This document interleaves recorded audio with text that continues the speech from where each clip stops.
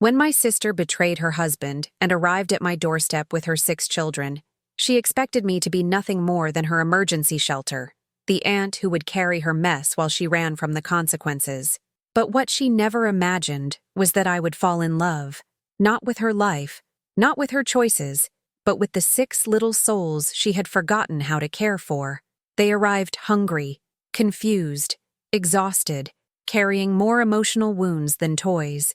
And while my sister spiraled into selfish chaos, disappearing for days, I stepped into a role I never thought I'd have: protector, provider, mother. The hardest part? I discovered I couldn't have children of my own. Years spent building a career, climbing ladders, achieving goals, all while silence grew inside me. A silence I never noticed until I realized I wanted to give these kids everything I never had.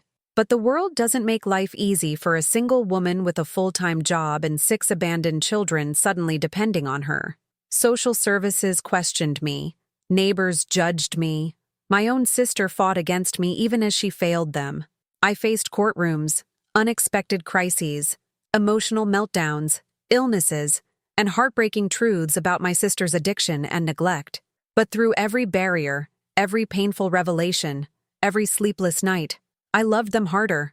And one day, after months of battles, fear, and hope, they looked at me not as auntie, but as home. And that was the moment my life finally made sense. If you want to know how I fought for 6 children who weren't mine and discovered the love I was meant to give all along, hit that like button and subscribe now.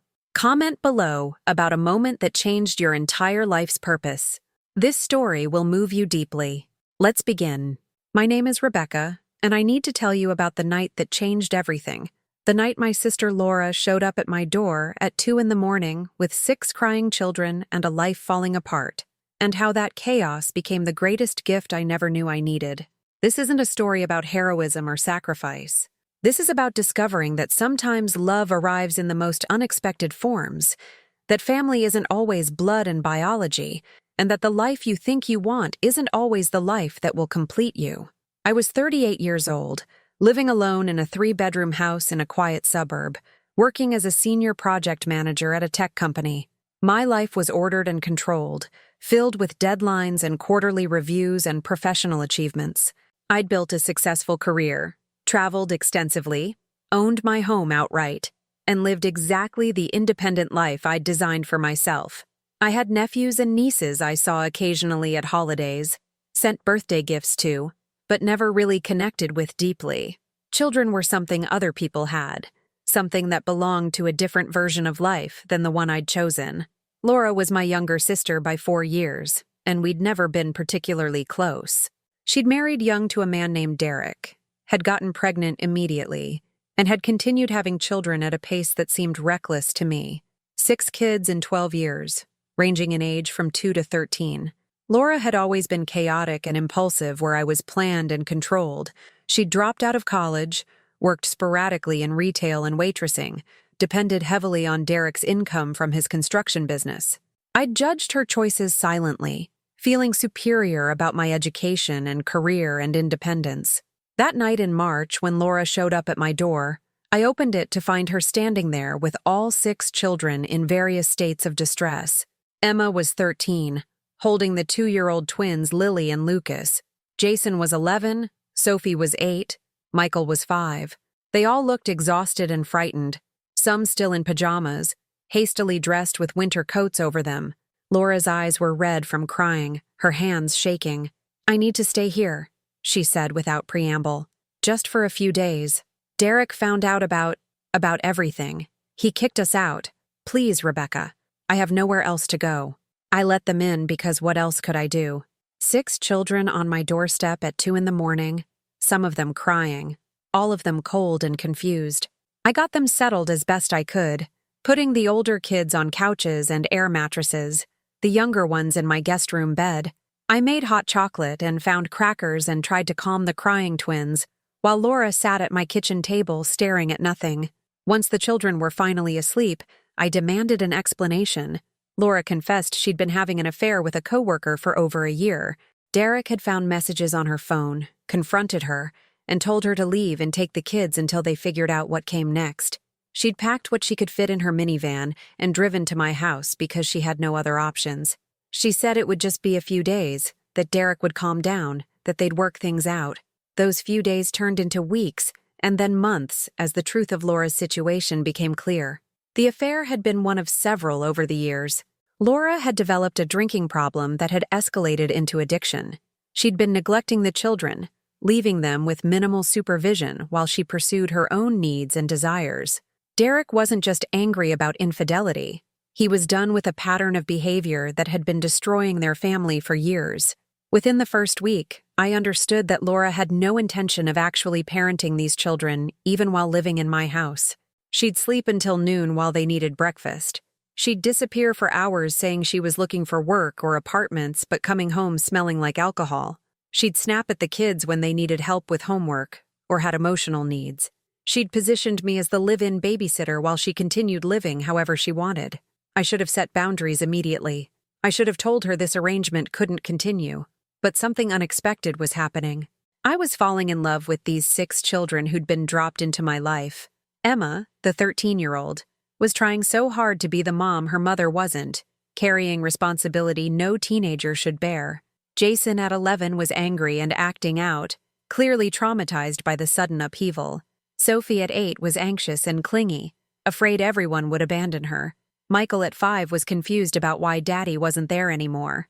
And the twins, barely 2 years old, just needed constant care and attention. I started getting them ready for school, making lunches, helping with homework. I learned their schedules and preferences and fears. I took them to doctor appointments when I discovered some of them hadn't had checkups in years. I bought them new clothes because what Laura had packed was insufficient.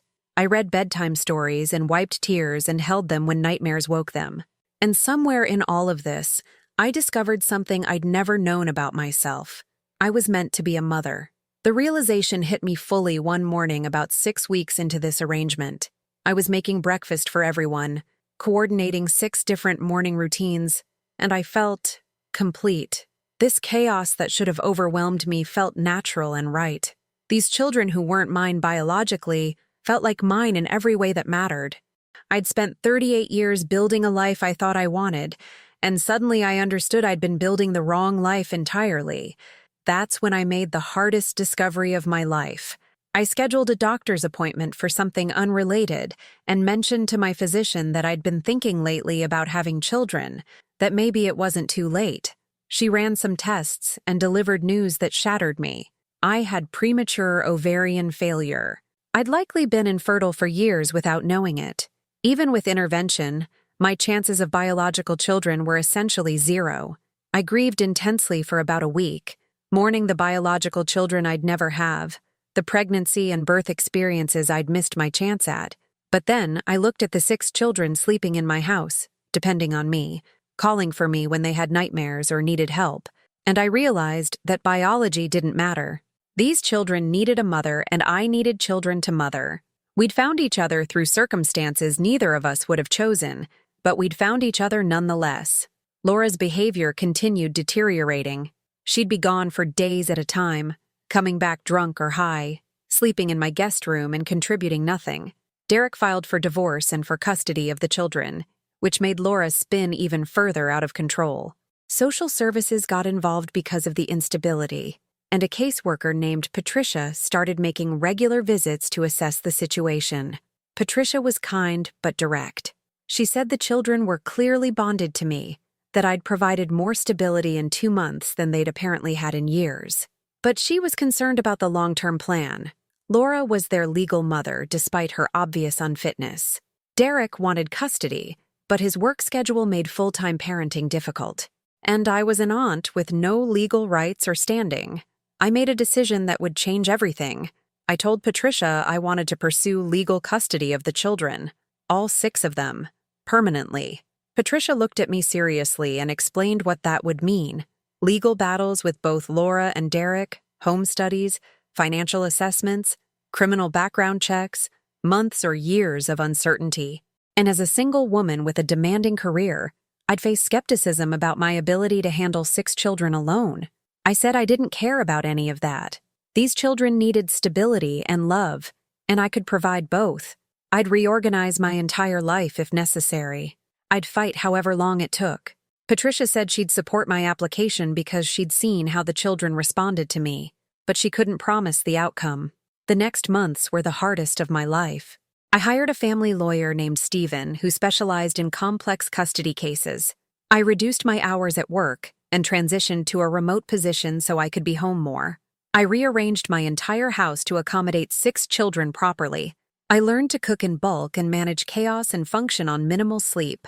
Laura fought against my custody petition even though she was doing nothing to care for the children herself. She claimed I was trying to steal her kids, that I was manipulating the situation, that she was getting better and would be ready to parent again soon.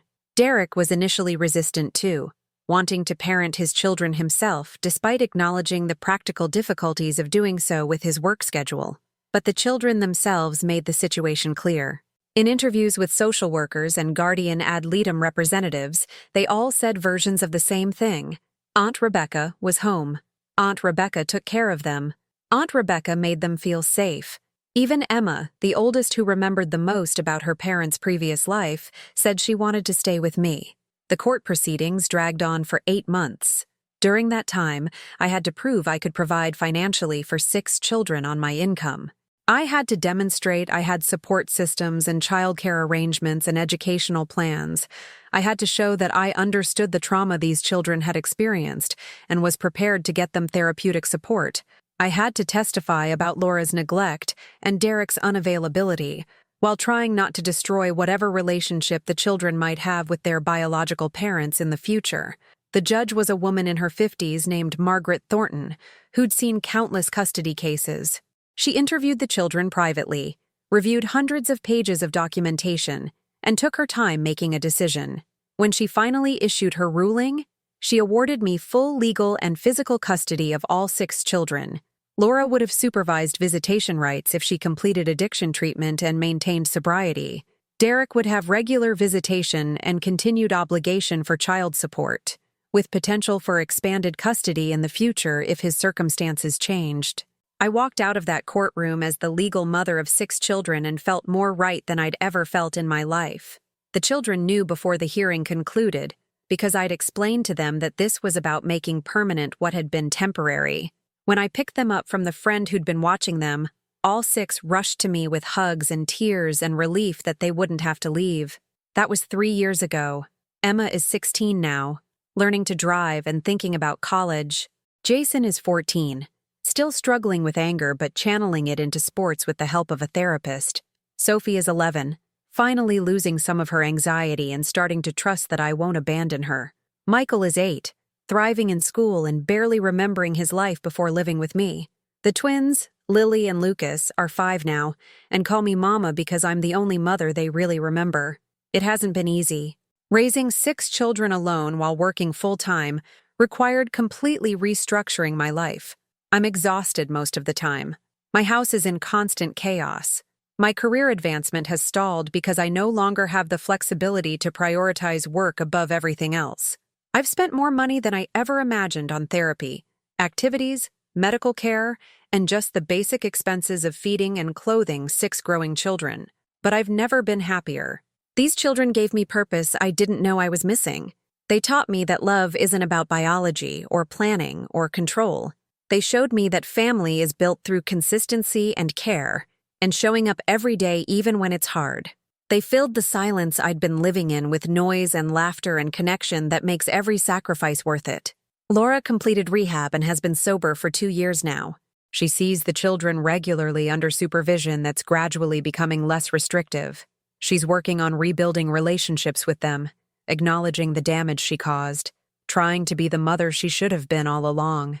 It's complicated and imperfect, but the children deserve whatever relationship with their biological mother can be salvaged. Derek has also stayed consistently involved, taking the children on weekends, attending school events, paying child support reliably. He's expressed gratitude to me countless times for stepping in when everything fell apart, for giving his children stability when both he and Laura couldn't. There's no animosity between us. Just 2 adults trying to do right by 6 children who deserve better than the chaos they were born into. My life now looks nothing like what I imagined at 38. I thought I wanted career success and independence and freedom to live entirely for myself. What I actually needed was 6 children who needed me as much as I needed them. The love I feel for them is fierce and primal and unlike anything I'd experienced before. They're not my biological children, but they're mine in every way that counts. People sometimes ask me if I regret taking on this responsibility, if I resent Laura for dumping her children on me, if I wish I could go back to my previous life. The answer is always no. Laura didn't give me a burden. She accidentally gave me a gift. She gave me the family I'd been missing without knowing it. She gave me 6 reasons to wake up every morning with purpose and love and connection. The night Laura showed up at my door with 6 crying children, she expected me to be a temporary solution to her problem. What she didn't expect was that I would fall in love with those children so completely that I'd fight to keep them forever. What neither of us expected was that her moment of crisis would become my moment of finding the life I was always meant to live. And when people ask why I did it, why I took on 6 children who weren't my responsibility, I tell them the truth. I didn't do it because I was noble or selfless or unusually generous. I did it because those 6 children woke something in me that had been sleeping my whole life. They taught me that love isn't always about romance or biology or the life you planned. Sometimes love is about 6 small humans who need you, who depend on you, who teach you that you're capable of more than you ever imagined. That was the moment I fell in love, not with a person or a lifestyle, but with the profound experience of being needed, being essential, being home for 6 children who'd been lost. And that love changed everything, not just for them, but for me. Because they saved me as much as I saved them, giving me purpose and meaning and connection that nothing else ever had. If this story moved you, if you've ever discovered that your purpose was completely different than you imagined, smash that like button and subscribe. Share this with someone who needs to know that family isn't always biology. Comment below about a moment that redefined your entire life. Remember that love shows up in unexpected ways, that sometimes chaos is actually grace, and that the life you were meant to live might look nothing like the one you planned.